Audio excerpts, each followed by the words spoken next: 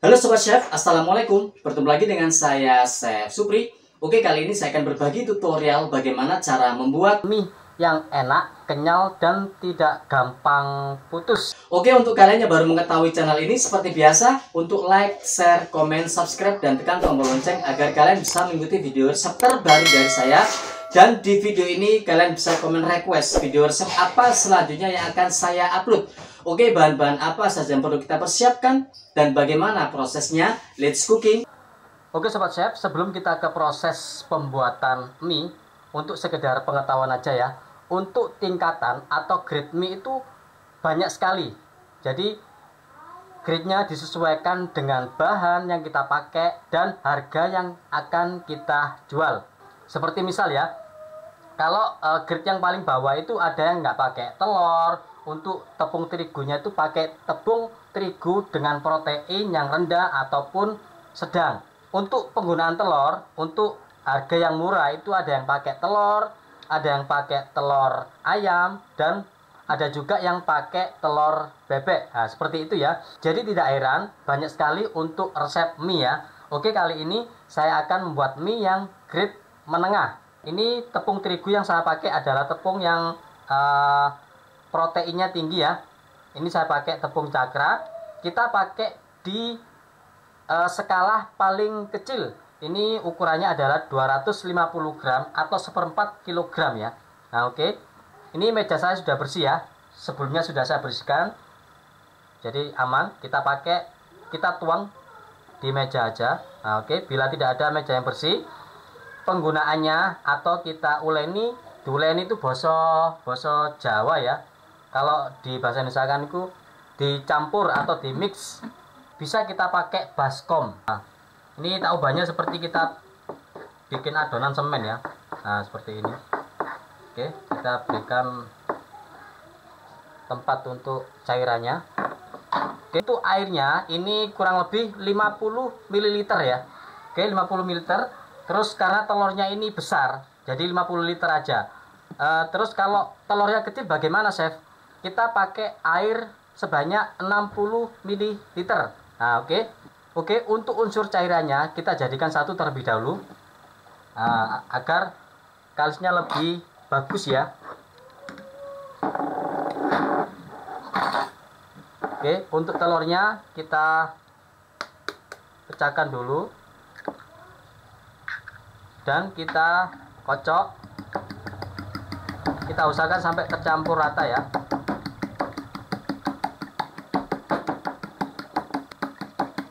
Cukup.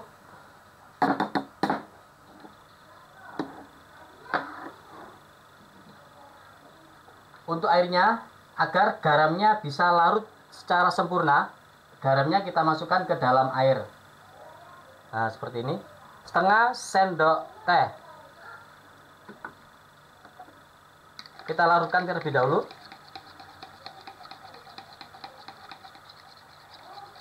Oke, cukup ya. Ini memberikan kesan rasa pada mie-nya biar tidak hambar. Oke, cukup. Setelah itu kita masukkan telurnya.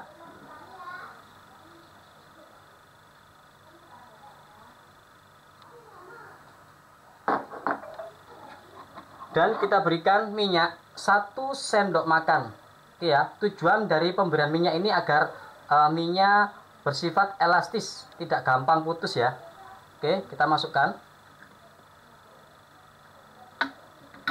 Dan kita berikan sedikit pewarna berwarna kuning telur.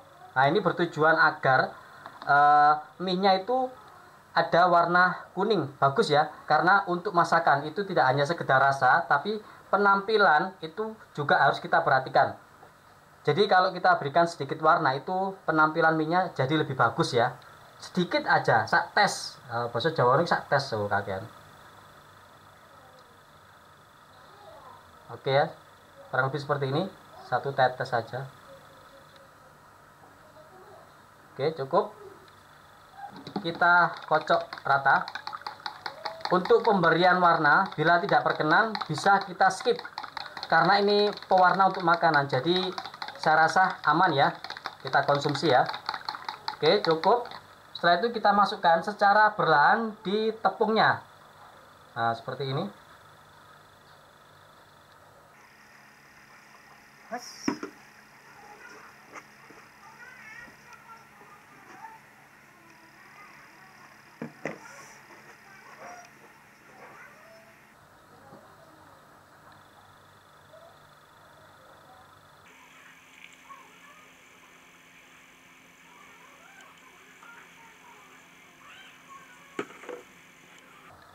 Oke ya, kita campur secara perlahan. Push.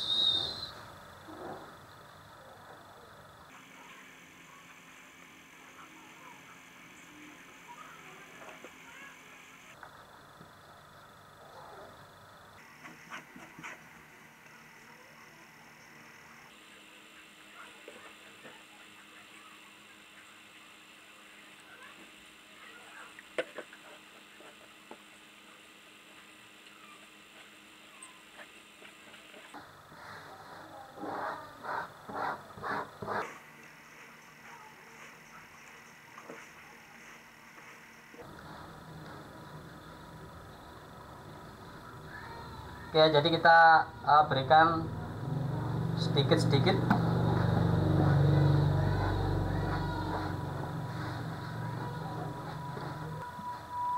Oke, ini sudah habis.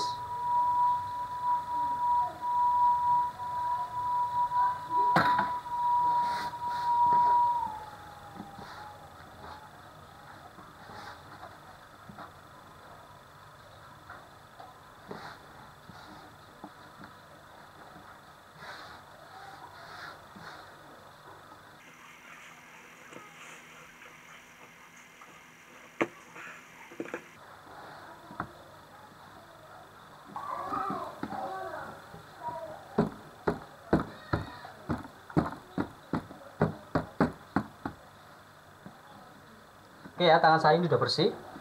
Nah, seperti ini.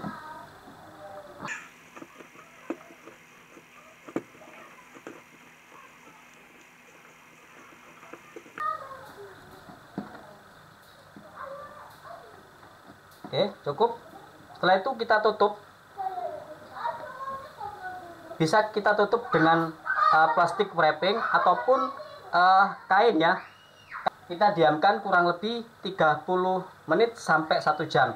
Jadi kita istirahatkan dulu supaya adonan ini untuk langkah selanjutnya itu lebih mudah atau cepat kalisnya ya. Nah, oke.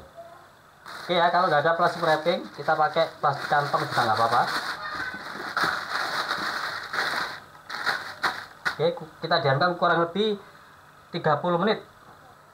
Oke ya, ini sudah kurang lebih 30 menit, saya rasa cukup ya. Kita oke. Setelah itu kita bagi beberapa potongan. Nah, ini untuk memudahkan kita dalam penggilingan ya. Nah, oke.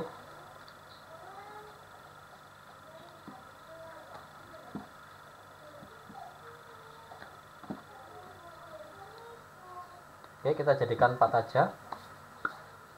Oke, bila sudah, kita pipikan. Oke, saya sampingkan dulu ya. Nah, kita pipikan untuk bisa kita masukkan ke dalam penggilingan. Kita siapkan gilingan minyak. Untuk gilingan mie ini harganya kisaran 115 sampai 200 ya untuk yang manual ya. Terus kalau yang listrik itu ada yang 400 sampai 2 juta sampai ke atas itu ada ya. Terserah, bisa kita dapatkan di marketplace yang sudah ada di Indonesia ya. Oke, sebelum kita gunakan untuk mesin gilingnya, kita berikan sedikit tepung ya. Kita pupuri, bahasa Jawa kita pupuri atau kita laburi sedikit biar tidak lengket. Nah, oke, kita taburi tepung tapioka. Bahasa Jawa niku tepung kanji ya. Nah, oke.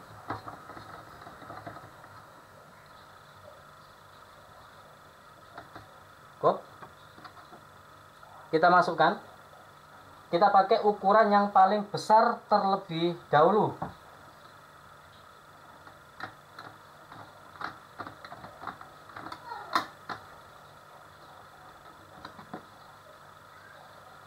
Oke ya, kita masukkan. kita giling.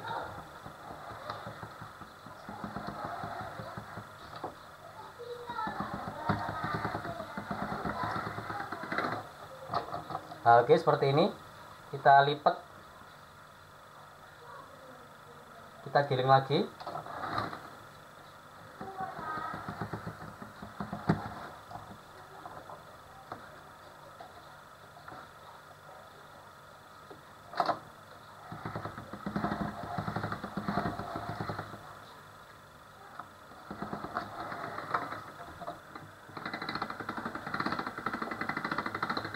Tiga 4 kali kita lipat. Nah, seperti ini ya. Oke, setelah itu kita lipat.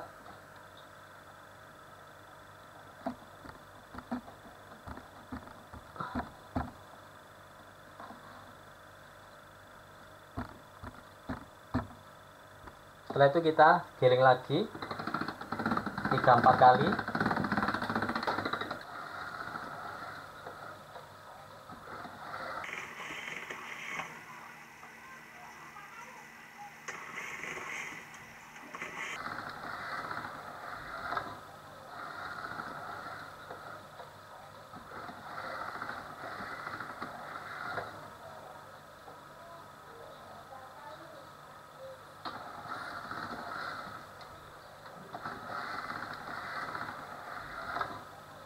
Oke ya, cukup. Kita kecilkan lagi. Nah, oke. Kita giling lagi 4-5-6 gilingan, atau dirasa sampai kalis ya. Nah, ini sudah terakhir ya.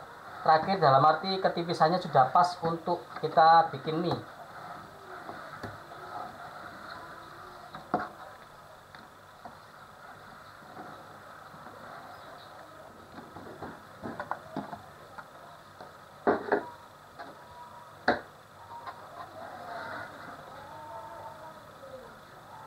Oke ya, sudah bagus ya. Nah, untuk dari teks ketebalan dan warnanya sudah bagus. Oke, kita masukkan 1 kali lagi.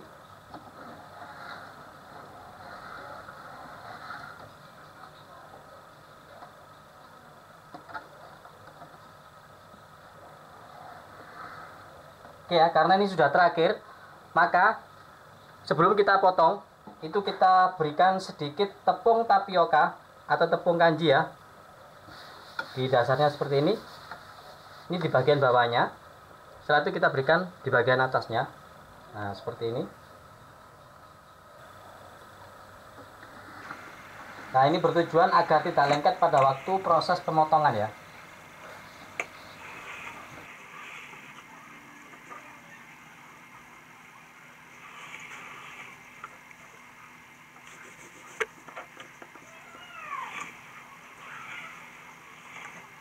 Oke ya, cukup. Setelah itu kita potong. Jangan lupa bawahnya kita berikan tepung tapioka atau tepung kanji ya, bahasa Jawanya kanji. Oke, kita masukkan dan kita potong.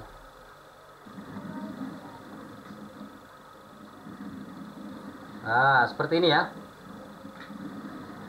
Oh, sip. Bila sudah menumpuk, kita ginikan.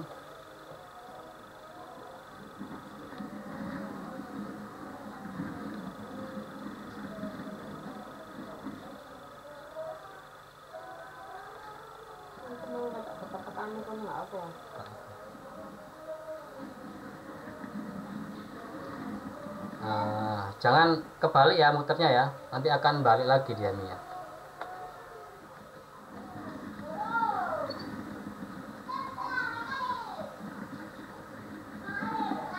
Oke sobat ya, seperti ini penampakan untuk minyak. Dari segi warnanya cantik ya. Ini tinggal kita bundeli bahasa Jawa ya. Tapi kalau bahasa Indonesia itu kita ikat, jadikan beberapa porsi. Satu porsinya biasanya itu 125 gram ya. Nah, seperti ini.